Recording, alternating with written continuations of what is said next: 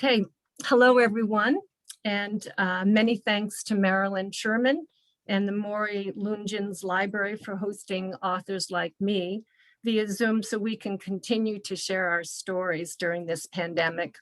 I hope it won't be too much longer before we can be live at libraries and talk to a group of people. I'm especially excited to speak here tonight because homing pigeons have a long history in Rhode Island by way of the US Navy. The Naval Training Center at Newport was one of the first, if not the first, military bases to experiment with using pigeons to bring messages from ships at sea back to their base. And I'll talk about a little more about that soon. I wrote War Pigeons, Winged Couriers in the US military, 1878 to 1957, for one reason: to move people to take a second look at the most extraordinary bird on our planet. Homing pigeons are rock doves, the same species of pigeon that perches on rooftops and wanders around parks picking up after us. But homers are a very special breed of rock dove. They are strong, fast, intelligent athletes. And for 3/4 of a century, they were the US military's most reliable means of communication. While we're at this slide, I want to mention the bird that you see, Peerless Pilot. He was one of the Navy's best couriers in World War I. In 1 year alone, Peerless Pilot, at only 15 months old, flew 200 missions from planes doing scouting runs from out over the Atlantic Ocean back to his base on the coast of France. Peerless Pilot exemplifies the strength and endurance that homing pigeons possess. Militaries have enlisted homing pigeons as couriers for thousands of years. One of the earliest documented occasions is of Julius Caesar using them to carry messages during his conquest of Gaul from 58 to 51 BC. His pigeon handlers might have attached a message, as in this early engraving, either around a tail feather or wrapped around the leg of a foot of a pigeon. Homing pigeons were especially helpful during sieges when a city was surrounded by the enemy and all communications cut. During the siege of Paris from 1870 into 1871, pigeons floated out of the city via balloon to a temporary government about 130 miles away in Tours. And there they were outfitted with messages and released to fly back. In this image, green crates hold the birds being carried to the balloons. Because microphotography had been developed by then, messages were reduced to tiny bits of text, which were rolled up and inserted into a quill, and then the bird quill tied onto a tail feather. 150,000 official dispatches and 1 million private messages were delivered by pigeon couriers into Paris. The enormous and unexpected success of pigeon couriers in this siege prompted many European militaries to include them in their ranks. By the end of the 1880s, a spider web of pigeon messenger routes crisscrossed Europe. Every line you see here represents a pigeon route. Some even stretch across water, as you can see here, from the coast of Spain over to the Balearic Islands and from the coast of Italy to Sardinia.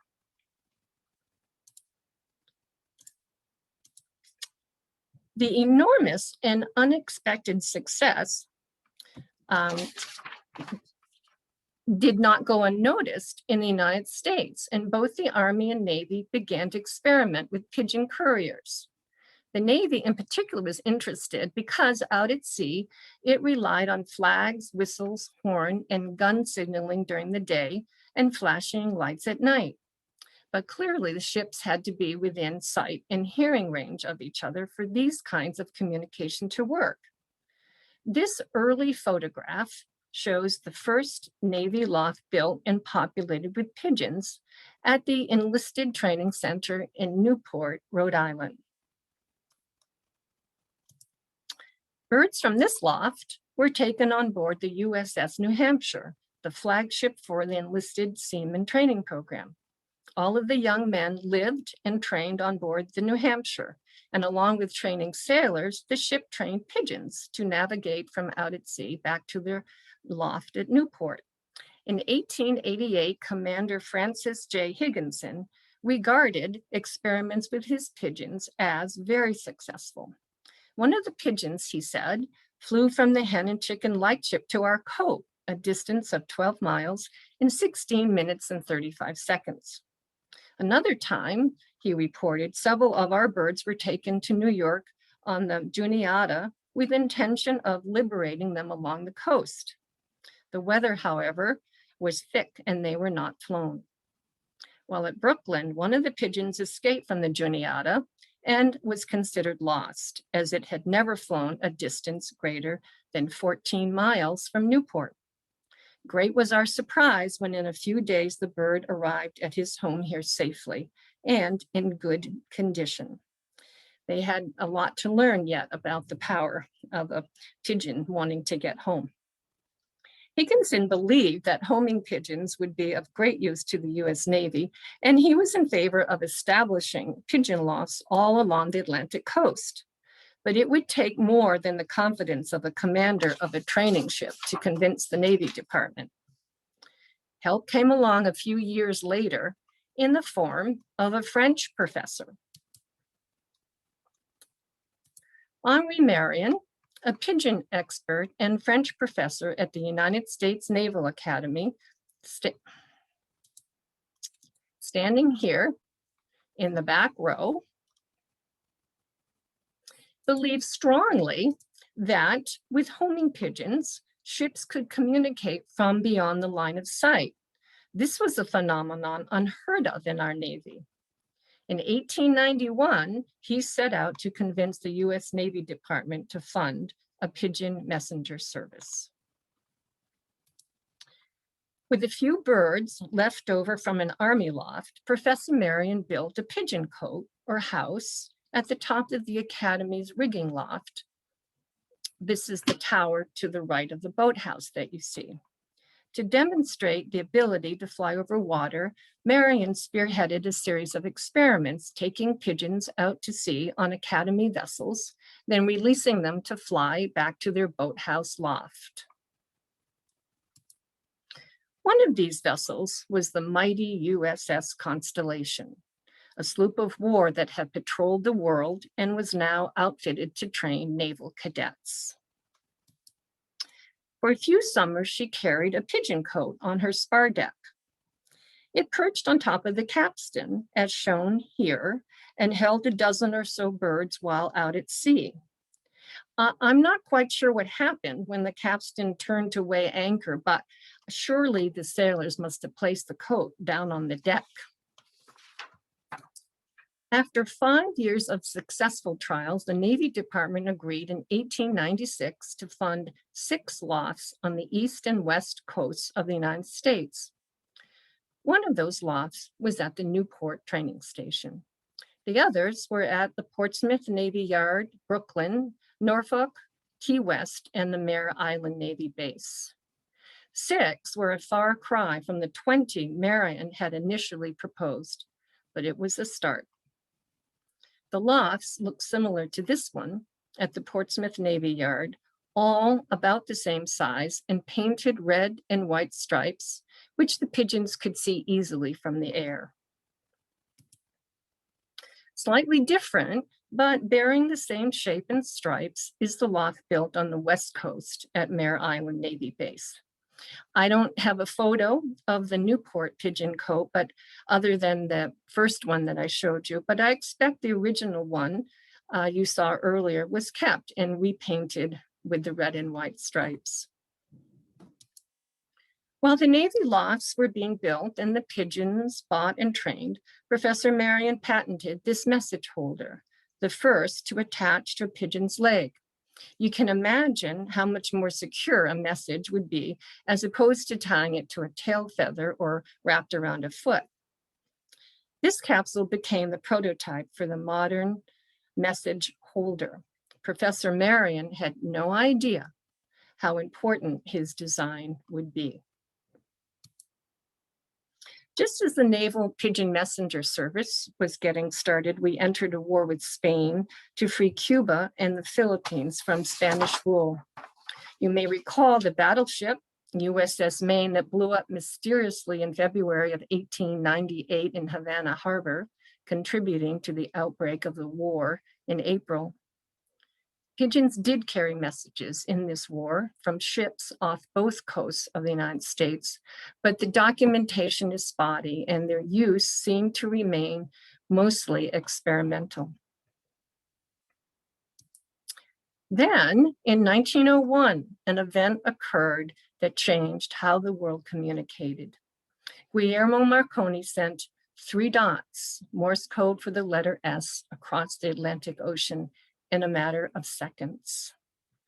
By 1902, all new Navy ships were outfitted for wireless. The 6 pigeon cotes shuttered or retrofitted for radio stations, and the birds sold off. That was the end of the first official pigeon messenger service in this country. Henri Marion died in 1913, and while he never realized his dream of a fully feathered pigeon messenger service, he did live long enough to witness the beginning of the rise of homing pigeons into legend. For in 1903, a new type of bird, one made of wood and cloth and powered by an engine, took to the air. Soon after, the Army and Navy trained pilots to fly these planes, and it wasn't long before homing pigeons accompanied them. Pigeons were just getting started in their service to the military. Homing pigeons were especially valuable in World War I because the Signal Corps' communication technology was not very functional in trench warfare. Telegraph wires were cut or trampled, and when signalmen crawled out of a trench to repair them, they were shot down.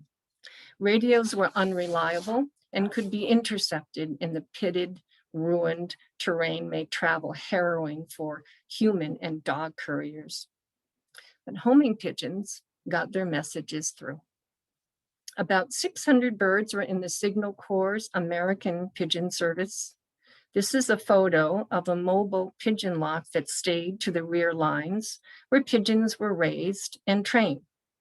When the troops had to move, the lofts and pigeons moved with them. Pigeons were carried from their lofts to the front in baskets on the backs of soldiers and Marines, as in this photo, or on the backs of horses, mules, and dogs. This Airedale is crossing a stream with a basket of pigeons on its back. In this photo, soldiers in a trench have attached a message to a pigeon and they are about to release it. Think of it, weighing about as much as a large apple, pigeons flew through exploding shells, gunfire, gas, and smoke, hardly wavering even when mortally wounded. This is the war where pigeons became heroes. Pigeoneer J.L. Carney said of the Argonne Forest battle, "Nothing could live above ground, and the trenches and shell holes were filled with dead and wounded. Time after time the attack was on and almost as often repulsed. Division after division was thrown into the line to face the most deadly of weapons, the machine gun. With small artillery firing incessantly, high explosive shells dropping everywhere, and the gas attacks on hourly, there was little wonder that man-made lines of communication should wither and break. Into the breach went the little racing pigeon, the most gallant bird the world knows. And they came through with messages of weal and woe, came through when shattered troops were crying for aid, when every other line of communication had failed. The best parts of my chronicle are the thrilling and poignant stories of these gallant birds, serving alongside our soldiers and sailors, airmen, and Marines. Along with machine guns, tanks were a new formidable weapon in World War I, but its noisy, cumbersome crawl didn't affect pigeons that went along as crew. Here, a tanker on the Western Front is releasing an Allied bird out a small window at the side of the tank. While the Army and Marines fought the war on land, the US Navy flew scouting missions from bases, from bases on the coasts of England, France, and Italy. With very little training, only a compass to guide them, Navy pilots like Erlen H. Parker from Farmington, Maine, flew rickety biplanes over the ocean looking for German submarines and ships. No pilot left without a couple of homing pigeons, which were sent back for help should a plane ditch into the ocean. Hundreds of downed airmen were saved by these remarkable couriers. Parker spoke of another use of his birds in a fog. Out of the sight of land, with the compass whirling like a top, he said, we would release the pigeons. Of course, you couldn't follow them in a fog, but you could see them circle and rise and then straight line it for land. That's all we needed to know, the direction of land. Otherwise, a lot of us would have been lost at sea.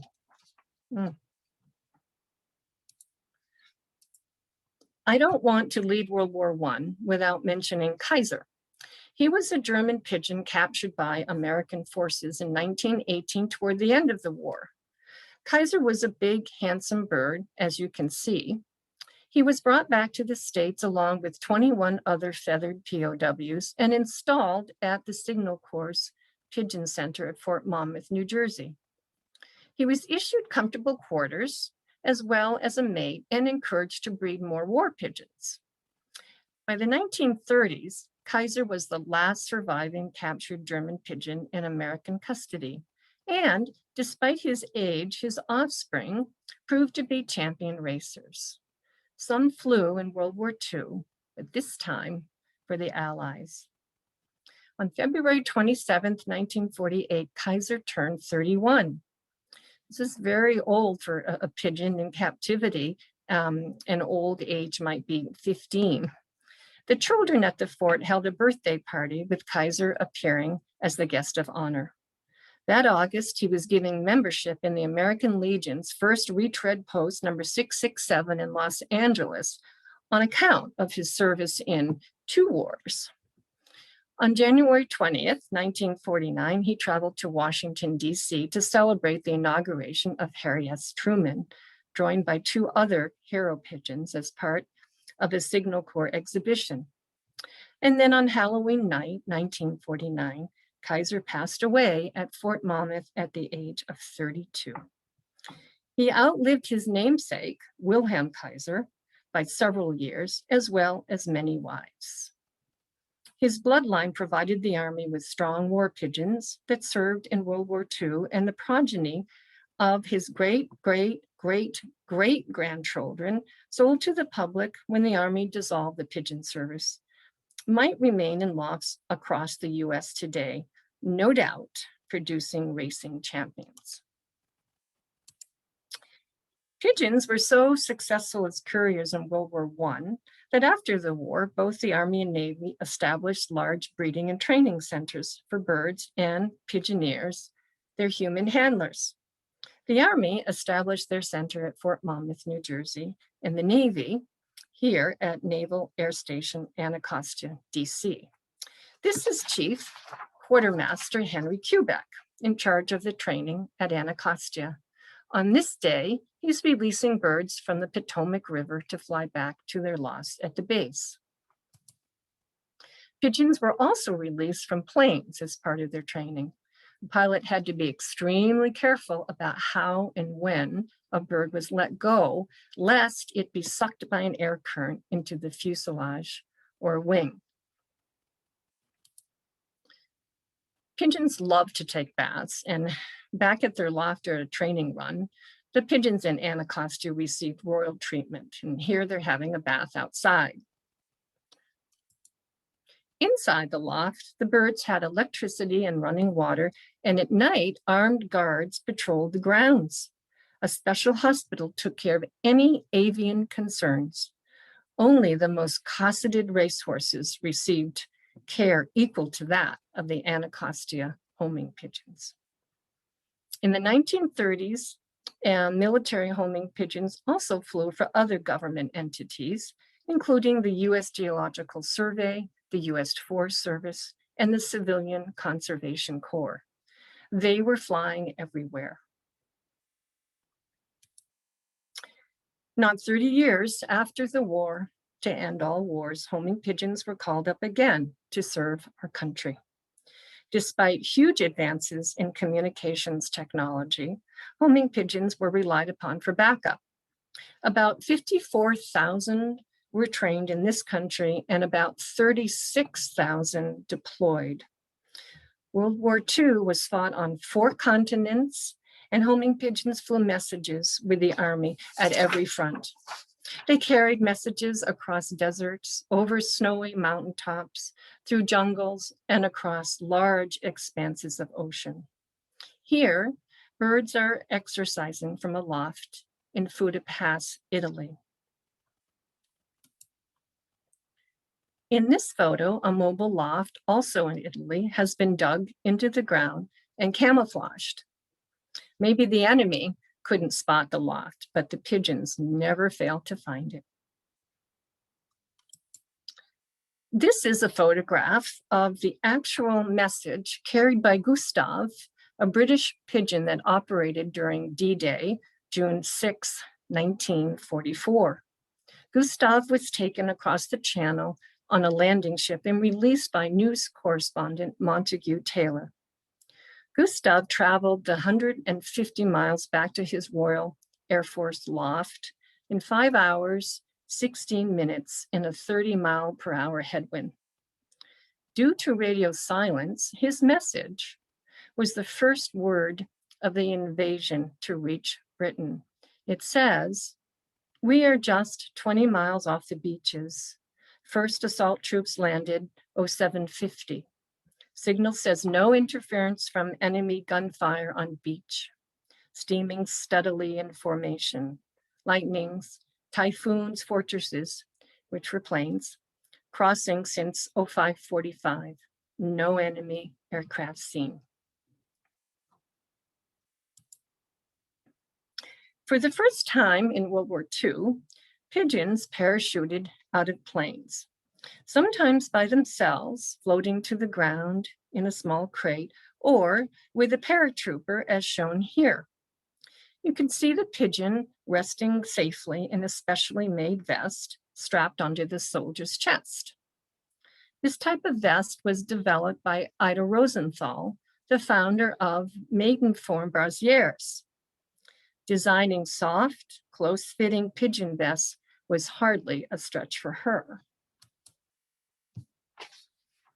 While the Navy rarely used pigeons on planes or ships in World War II, they included them in crews of airships and free balloons that flew off both coasts of the United States looking for enemy ships and submarines. Here, a pigeon is being released from a blimp on a training run.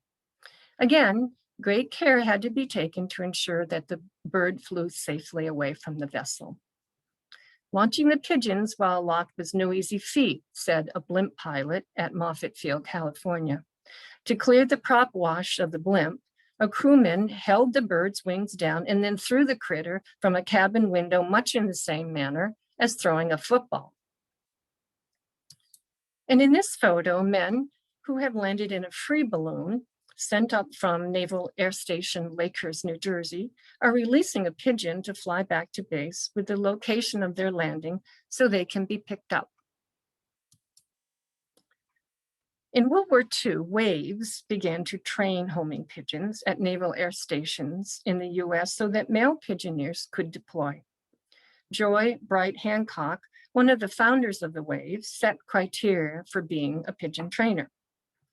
She should be a volunteer for the training, experienced in working with animals, and be able to drive a car in order to retrieve a pigeon in training status who had lost its way.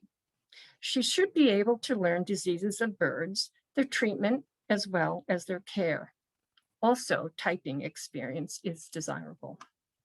In this photo, a wave at a base in Santa Ana, California, is inspecting the feathers of a potential warbird. During World War II, every state had a civil defense council that remained prepared in the event of an attack on the home front. Here, a member of the Lansing, Michigan Defense Council is releasing a pigeon as part of a communications drill. Pigeons also flew with other defense organizations, including the Civil Air Patrol and state guards. This photo, also from the Lansing Civil Defense Council, shows how a modern message capsule, after Professor Marion's design, attached to a pigeon's leg. When we entered the Korean War in 1950, radios were the Army's mainstay of communications. However, homing pigeons yet again formed the backup plan, flying messages over difficult terrain or when other communications didn't work. Some pigeons went on covert missions, parachuting with intelligence officers behind enemy lines. Despite cold weather, the pigeons in this photo are exercising and enjoying the view from a mobile loft in Korea. I'm going to finish by talking a little bit about G.I. Joe, one of America's most famous war pigeons. In World War II, he flew for the Allies in Italy. An air attack had been planned to subdue German presence in the village of Colvivecchia, but the 56th London Infantry had advanced quickly and already secured the village. With the air attack about to commence, the infantry was in danger of being bombed by friendly fire. G.I. Joe was hurriedly released with a message to call off the attack. He flew the 20 miles in 20 minutes, reaching Allied lines just as the bombers were revving their engines. His swift flight saved the lives of at least 100 soldiers and many civilians. After the war, G.I. Joe returned to Fort Monmouth, where he retired to the exclusive Churchill loft meant only for heroes. In 1946, he flew to London via plane, where he was awarded the Dickin Medal, Great Britain's Victoria Cross for animals.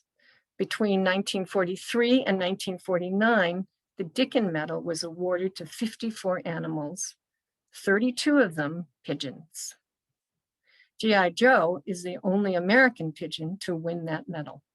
And here he is, being held in London by an official with a medal around his neck. In 1955, Tommy DeRosa, a young pigeoneer, was stationed at Fort Monmouth, and he cared for G.I. Joe. In this photo, Tommy's holding the famous bird in front of the Churchill loft. In 1957, the pigeon inbreeding program at Fort Monmouth was closed, and most of the pigeons sold off at auction. Writing in the Army Communicator later on, Major Ron Frayne described the event. Fort Monmouth looked like a Rolling Stones concert. Pigeon lovers and breeders started to arrive at 2 a.m. to purchase the 1,018 birds that were to be sold. At $5 a pair, a person was allowed to purchase 1 to 5 pairs of birds. All the birds were sold by 11:43 a.m. and hundreds of bird fanciers went home without so much as a feather. The heroes from Churchill Loft went to zoos around the country. G.I. Joe and his mate went to the Detroit Zoo, where he lived until the ripe old age of 18.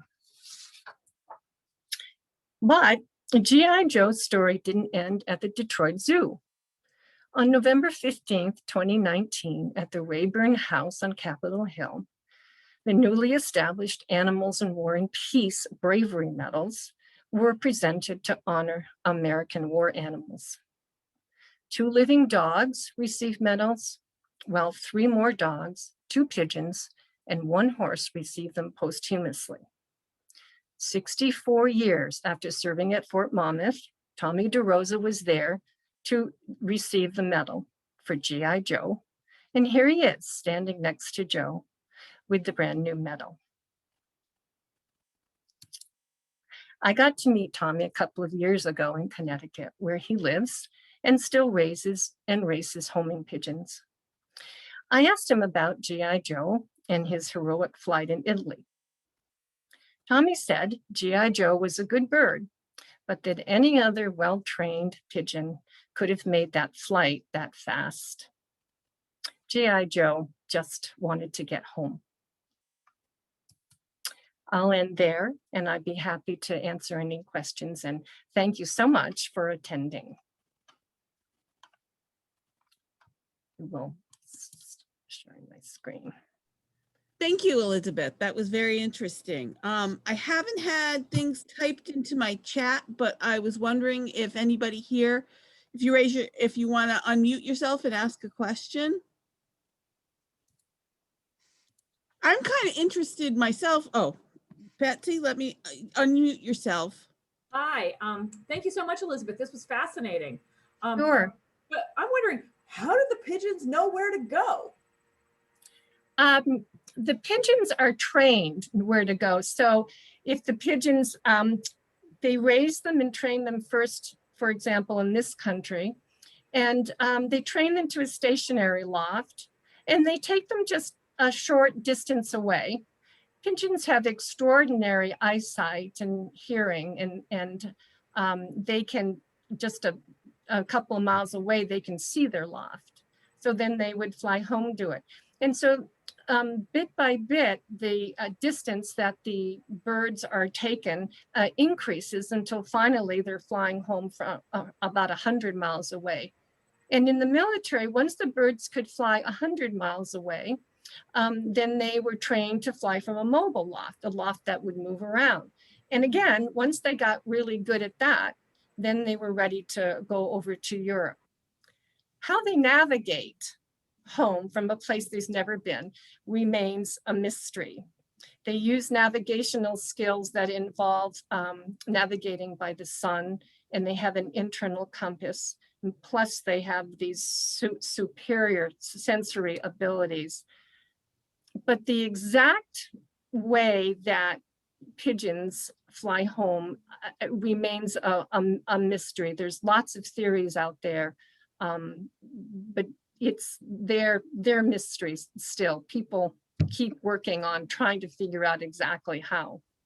Okay, so would like the pigeon go, like say at home is, Point Judith Lake. So theoretically you could take the pigeon, 20 miles away and put your message in the little message, Yes. Keeper thing.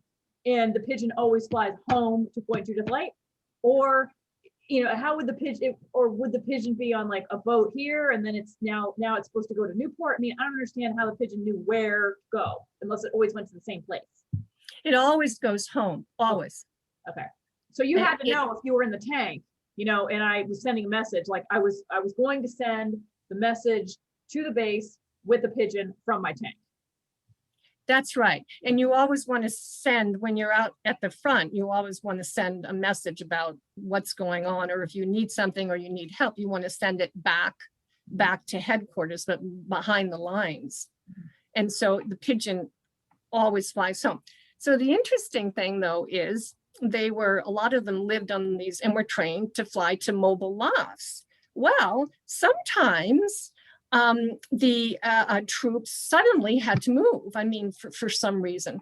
And so the loft would move too. So the pigeon would be out on a mission and have its message and fly home, and it got there and gosh, no loft. It had moved somewhere else. But they're so smart, and they breed these birds very much for their intelligence. They don't panic. They don't panic. They don't go, oh my God, I guess I'll, I don't know, go to Paris. They don't panic. They take their time. They fly around. They look for their home, and they find it. even though it's been moved 50 miles away.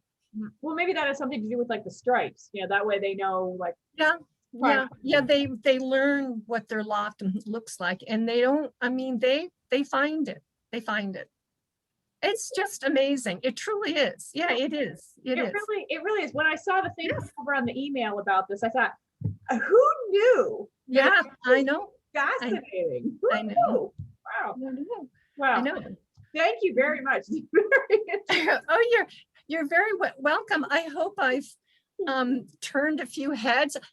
I hope I hope all of you never look at a pigeon in the park in the same way again. That's my goal. Well, I'll tell you, I don't think I ever will, because I live in, Good.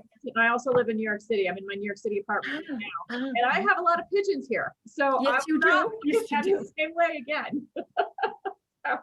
I've learned something new today. I'm so glad that makes my whole day. I found it really, I mean, the mobile things really had me stumped, because I'm like, if Yes. they're moving where home is, how do they, come back to that? Mhm. That's really amazing. Well, one of the key things is that's why the pigeoneers were so important, because you had to train those birds. I mean, every day you had to care for them carefully. You had to train them. And it's constant. When I spoke to Tommy DeRosa at his when he was caring for those lofts on at Fort Monmouth, he said that every day after day, they were doing some kind of training with all those birds. It was constant. That really is And amazing. you had to have that in order to rely on the to rely on the birds, because as you know or can see from the stories in the books, the human lives depended on the ability of those pigeons to fly right home. Well, And they would arrive home. I read so many instances where they arrived home at their loft and did not die until they touched down at home, and then they would expire from exhaustion or from wounds, but they didn't until they got there. Yeah. Oh, thank you. So we just got a message. Excellent presentation, and thank you. Thank you. I just was wondering, like, when you talked about them capturing Kaiser. Yes. How was he like in a box somewhere when they captured him? Yeah, he was in a German loft with some other birds, and they had taken the German position. And of course, the Germans used pigeons as well. And they just were there, and along with taking the guns and the prisoners, the soldiers, they took the pigeons as well. Yeah. I have a question. Can they fly at night? They can, but they don't like to, and they usually don't. During World War II, they tried some training. They tried to do some night training, but it was never used very, very often. And they'll tend to roost at night if they're on a long flight and they don't make it home before dark. They'll tend to roost somewhere until morning. Okay. All right. I think, did anyone else have a question they wanted to ask before we? I'll ask one more. Sure. Elizabeth, what inspired you to pursue this? Yeah, that's a good question. Yes. Well, I come from a family that really liked birds. My father loved barnyard birds, so I grew up amongst birds, ducks and geese and chickens and things. And so my family, we were casual bird watchers. And I was doing research for the YA book on women spies. And I just happened to bump into some information articles about how pigeons before World War I, they were doing some tests with them, strapping a tiny little camera on their chests. And then they would release birds to fly home, and the camera would take pictures of the landscape below. So they were doing like reconnaissance with these birds. And I was just amazed to think a bird would fly straight home with this thing on its chest. And I just started to read more and more about them and became just more and more fascinated by them. And then when I read, I think it's the scope of their service that startled me and amazed me, that they served on so many different fronts with so many different branches of the military. I just became intrigued by their service and then by the bird in general. It's surely the most extraordinary bird on our planet, surely. Wow. It was Well, really interesting. yeah, Thank you I so learned a lot today. Like, Yes, I'm glad you did. I feel like I learned something today. Yeah, good. Well, pass the word on. Yeah, Share- actually, it's funny. Share the featherhood. Become part of the featherhood and share it. As you were speaking, I have a friend whose son is going to college to study history, loves this stuff. So I sent an email right away. You got to buy this book. The kid would love this book. Really, really interesting. And I love to discover things I had no idea. So anytime you have something like out of the blue, I want to know about it. Okay. There you go. Okay, I would like to mention a series of films. If you're interested in learning more about homing pigeons, they're done by Jim Jenner, who is a pigeon aficionado and racer and expert who lives in Montana. And he has done a wonderful series of films all about pigeons and racing them, and pigeons working with children and in schools all over the world, and the things that pigeons have done for particularly at-risk children. And his films are called, his film company is called PatCom. And you can find him online and really enjoy a We're in the wonderful corner. series of. Thank you, Pardon me? Elizabeth. Thank you. Oh, there he is. All There the way he from is. Montana. Now, for those of you that don't know, it's this book that Elizabeth's done by coming in kind of the back door into the hobby is the most well-researched piece I've seen in 60 years of being since a little boy interested in homing pigeons. It's some of the material is very unique, and the photographs and just that little slideshow you saw is just evidence of great research. So it's I really applaud. I wish there were hundreds of people here, but when you say pigeons, it's hard to draw a crowd sometimes, but we're working on it, right? You know, Elizabeth? a lot of times people do watch these afterwards when we Mhm. post them to our YouTube channel. I did have another question Sure. asking if they were shot down. Oh, yeah. Oh, yes. Oh, yes. And oh, yes. Well, a lot of them were. Yes. Yeah. Oh, yes. So they were aiming for them. Oh, yes. Oh, yes. So if yes, so if you're in a trench and you let pigeons go with a message for help or whatever, then of course the enemy would shoot them right down if they could.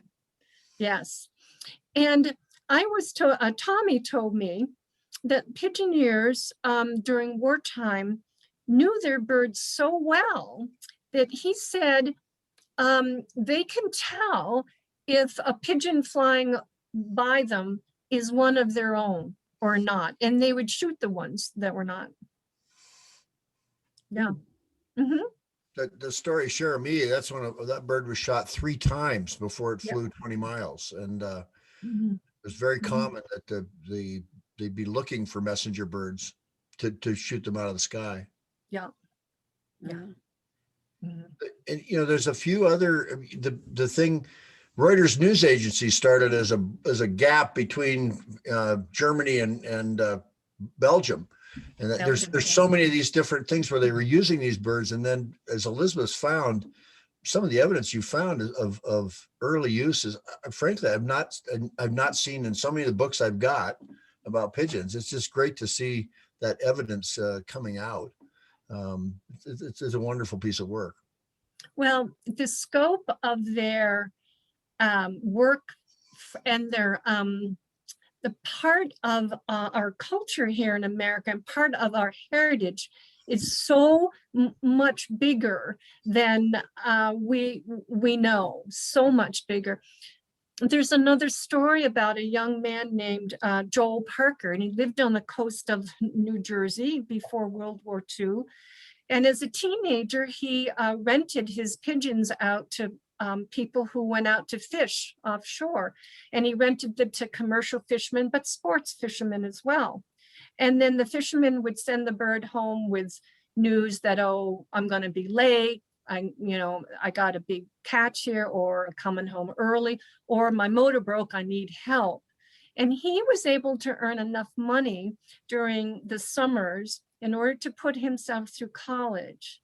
And after he got out of college, he joined the Army Air Corps and flew in World War II as a tail gunner. And his birds flew in the Army Signal Corps also. It's a wonderful story. I have a comment for you, Elizabeth, from an attendee. Wonderful presentation. Thank you for the information on a topic I knew nothing about, and now have a new appreciation for pigeons. And your state, I mean, if most of you are tuning in from Rhode Island, your state has a long, rich history with homing pigeons, both in the military and also racing pigeons. Right. Well, I want to say thank you again, Elizabeth. I really You're very welcome. appreciate it. I thought it was a fabulous presentation. Thank you very much. And I want to remind everyone that we'll be posting a recording of this to our YouTube channel under Narragansett Library. So if you'd like to share it with a friend to kind of let them know, or they weren't able to make it, feel free. Okay. And Jim, the name of your company again? Well, it's, if you just go to Pigeon Films, you'll see my smiling face, and we've done a lot of work about different things for people that race pigeons. But there's one film called Marathon in the Sky, which I did with Michael Landon. That's a very kind of a classic story, and then a number of others. One called Share the Blue Sky is 20 stories that we did in partnership with Chinese television, and that has several components that Elizabeth's been talking about. And the Chinese military actually are the largest pigeon flock in the world is still flying for the Chinese military. They've not given them up. They believe that, there's times when those birds would be uniquely qualified to carry messages. But pigeonfilms.com is kind of a good adjunct to this wonderful book that I strongly recommend. Okay, well, thank you, everyone. Thanks for joining us. Thank you, Elizabeth. I really enjoyed it. Take care, everyone. You're welcome. Stay safe, everybody. Good night. Thanks. Bye-bye.